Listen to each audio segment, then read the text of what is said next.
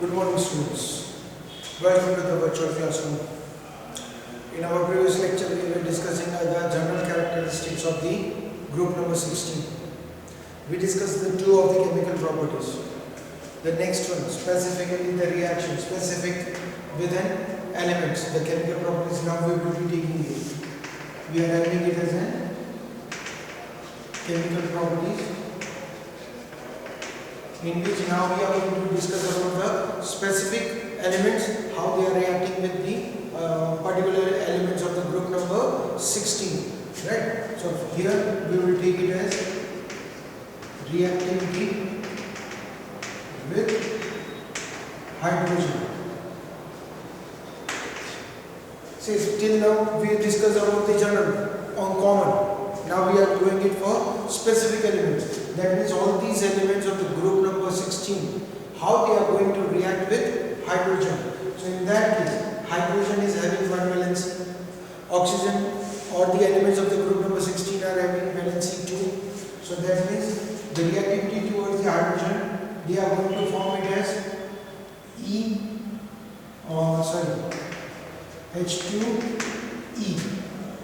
Right? They are going to form it, the compound in the form of H2E, where E is OSSE.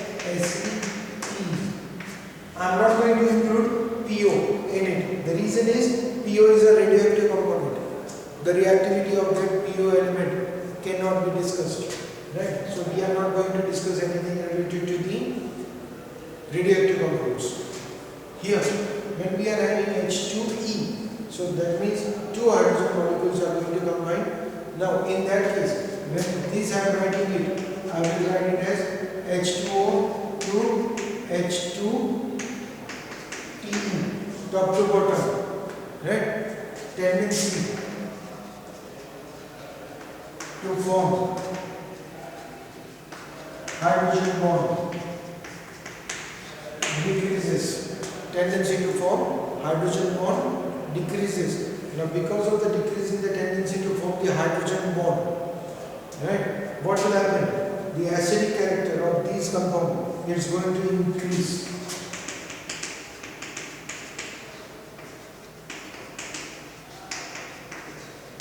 Acidic character of the compound, it's going to increase from H2 to H2TE. That means the order we are going to get it as H2O is less acidic, then H2S, H2SC, H2T.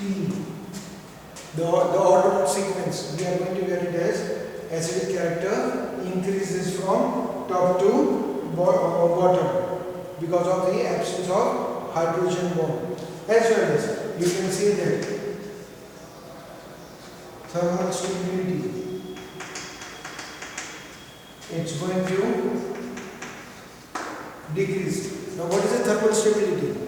As the bond can be broken out very easily, hydrogen can be separated from the compound very easily, its tendency to break the bond, holding the energy, heat energy, it's decreased. So that is the reason why we say that thermal stability decreases from O to T. It decreases from O to T. Right? So that is for the reaction with hydrogen. Okay. The next one we are having it as a reactivity with oxygen.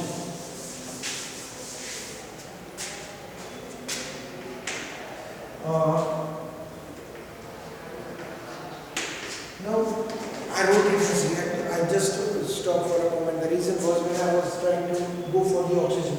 Before that I wanted to tell you that I am discussing about the oxygen group. It's an oxygen family itself. Right? So oxygen is going to react with itself to form an oxygen molecule. That we know it. But at the same time, oxygen reacts with its third molecule also to produce ozone. Oxygen reacts with oxygen to form O3. So that is the one component that is going to be produced by oxygen. But at the same time, when we are discussing about the oxygen that is reacting with the rest of the elements, it is going to form with rest of the elements, that is SCT. It produces two types of oxides. It produces EO2 and EO3, where E means SCT. Right? So it is going to produce two types of compounds, EO2 and EO3, whereas oxygen itself forms O3. Right?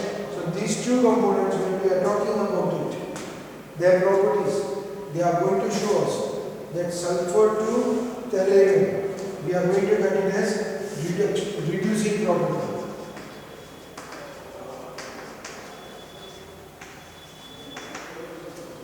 Reducing property, it decreases from S to E. The reason is sulfur can very easily go for +6.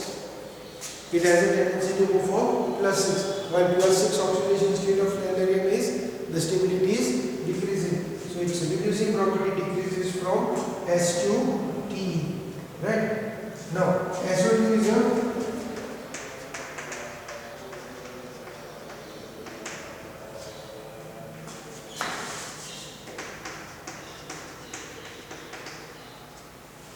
SO2 has a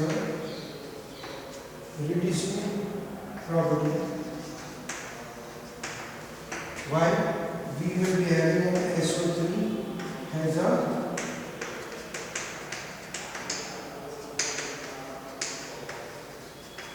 now what is the reason for it?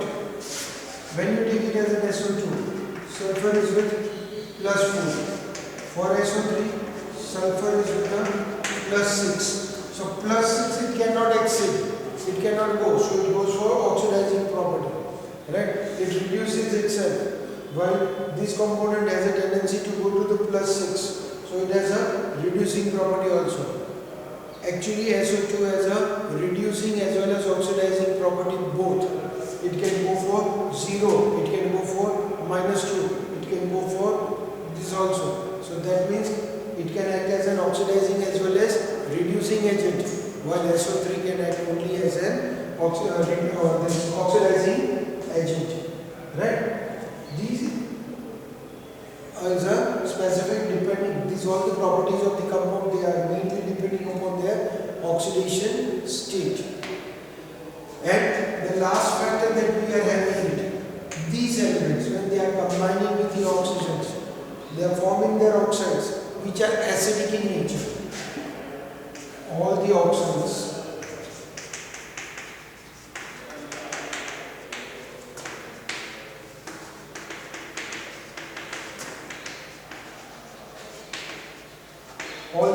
are acidic in nature. Right? So why? Oxygen, it reacts with non-metals and they form oxides which when dissolved in water they get converted into acidic compounds. And so we can say that all these are acidic in nature. They don't have a difference in their oxidation states. Right? Though their oxidation state differs, their acidic character does not change. They remain acidic only. Okay. Next, reaction with halogens.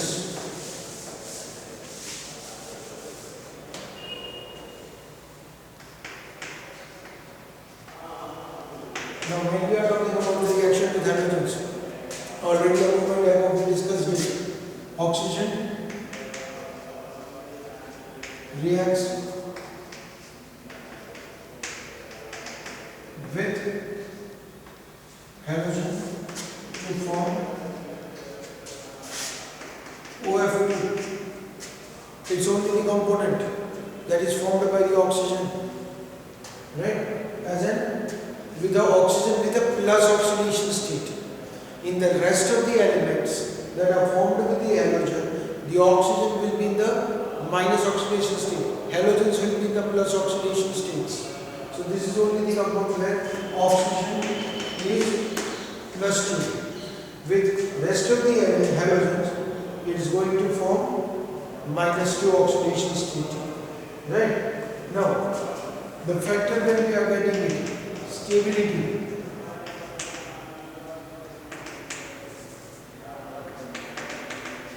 Stability of oxides with halogens. It decreases from F2I. The stability is going to decrease from F2I. That means the stability we are going to get it with the oxygens. Right? Another factor of the halogen.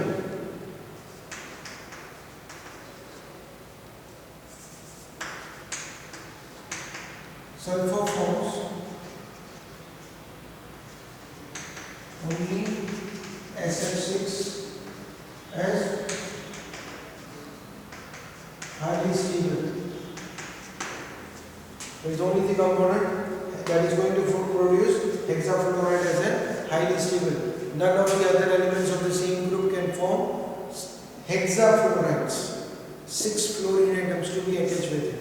Right? It's only the component that is having a higher stability. Then the next property that we are having it, that these fluorides, SF4, it's a gaseous component, while SF6, it's a solid at a room temperature. That is a specific characteristic of this compound. Particularly, when we are talking about the halogens, we get it as a HCl, Sc2Cl2 gas converted itself into HCl4 plus 3Sc. The compound from +1 changes to +4. The stability remains over there. They remain in the tetrafluoride very stable compounds. Right? So that is reaction towards the halogen. Right? These are the 3 specific elements that we are always going to discuss for the particular group. Okay. The next factor that we are having now, it's a preparation of dioxygen compound. That is going to oxygen. We are going to have it now.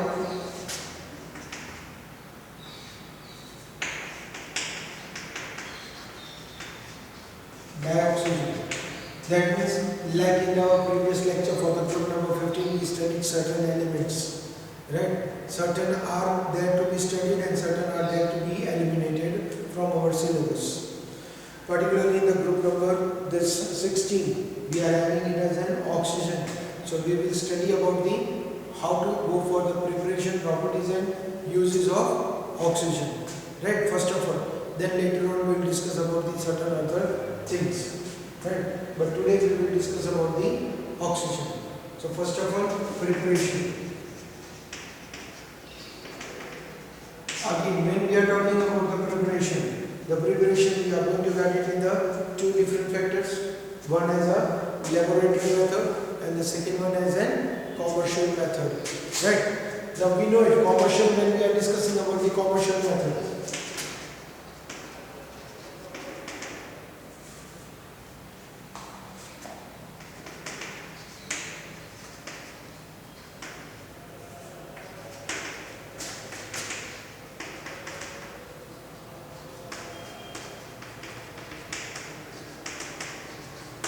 For the commercial method, we will be having it as a fractional distillation of air, like nitrogen gas.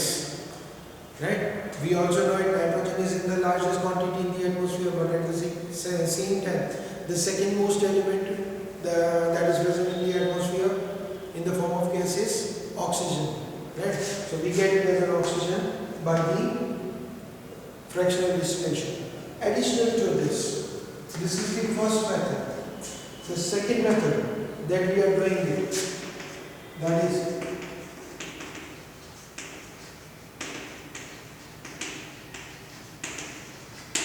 electrolysis of water.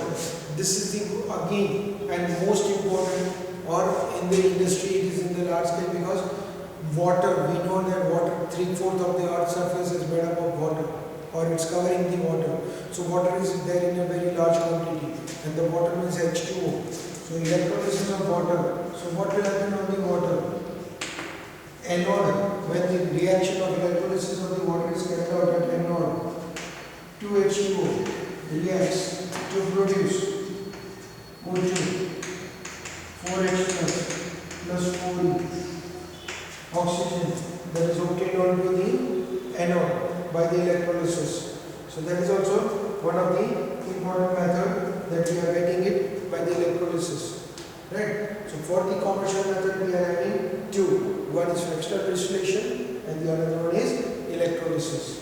Now, this is a quite in the large quantity when I want to produce it. But when I want to go it for the small quantity, laboratory method, in the lab, how we are going to get it? So, the preparation in the lab.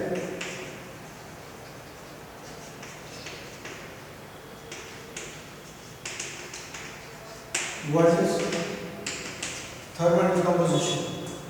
The one of the reaction that we are going to get it as a thermal decomposition. Thermal decomposition of what?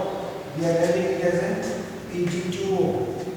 It gets converted into Ag plus O2, or we can have it as an H2O2. Gets converted into H2O plus O2. These are easily available components which can, with thermal decomposition, that is on heating. On heating it, they get converted, decompose themselves and produces oxygen. But the most important or number of times that is being used in the laboratory or in the general case where we are using it in the large format, that is by KClO3. That reaction is carried out by KClO3. It gets converted into 2KCl plus 3O2. This is the particular method through which in the laboratory we produce the compound. Now what is this compound known as?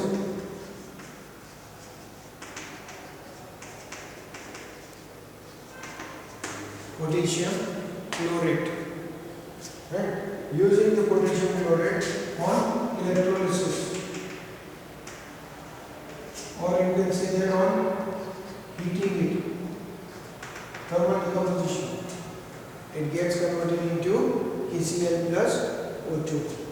Right? So that is a method for preparation. Okay. Next one we are having it, that is the properties. Now again the first one, it's a tasteless, colorless, odorless. We know it. That is the common property. Colorless, tasteless, odorless. Second thing, it is soluble in water.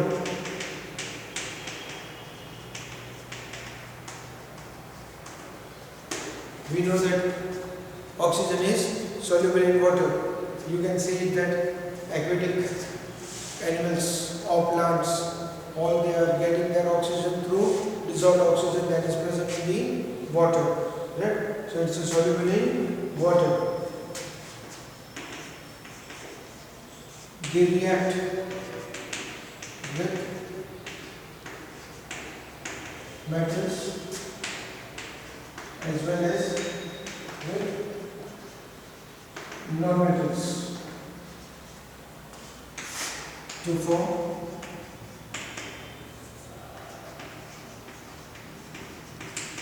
respective oxides. They react with metals as well as non-metals to form respective oxides. Right? For that case, if I write it as a reaction, Cu reacts with O2, it produces CuO. Right? We balanced it to Cu plus O2 to CuO. But if I am writing it with Al, with O2, it is going to produce Al2O3, depending upon the valency.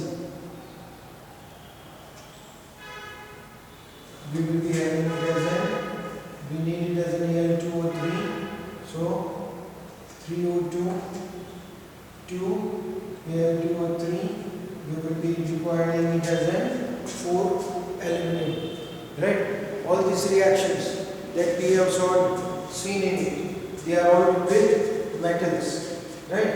It also reacts with non-metals also. When we are talking about the reaction with non-metals, what we can see with non-metals, it reacts with C plus O2, CO2, S plus O2, SO2. We know it that even HCl, when an HCl component is taken, it reacts with O2. It produces 2Cl2, 2H2O. Right? It produces 2Cl2 plus 2H2. This reaction is particularly carried out in presence of the catalyst CuCl2. Right? So, these are the properties with metals as well as with non-metals. Okay? Is it? Okay. This is what we are having it. Uses. The last one that we want to go in for the oxygen, and that is the uses.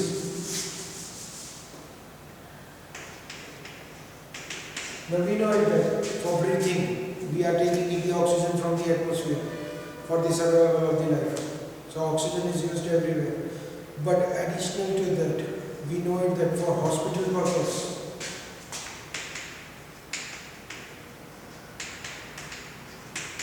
nowadays for the COVID-19 patients, oxygen supply through the ventilator is becoming very, very important. Right? So, in the similar way, those patients who are having it as a lung problem or asthma or maybe under these certain conditions, then oxygen supply is required. So, for that oxygen, it's a commercially being prepared and supplied to the hospital. Additional to it, in the laboratories, it is being used. Even oxygen, that is for the oxidation of the different compounds. So we know it. I am not going to discuss about the uses of the oxygen. You know many of them, right? Okay. Like group number 15, in these also, rest of the ozone compounds, so oxides, types of oxides, all these topics have been eliminated. We are having now straightforward. The next topic to be discussed, it's related to the sulfur. But that we will discuss it in our next lecture. Till then, thank you.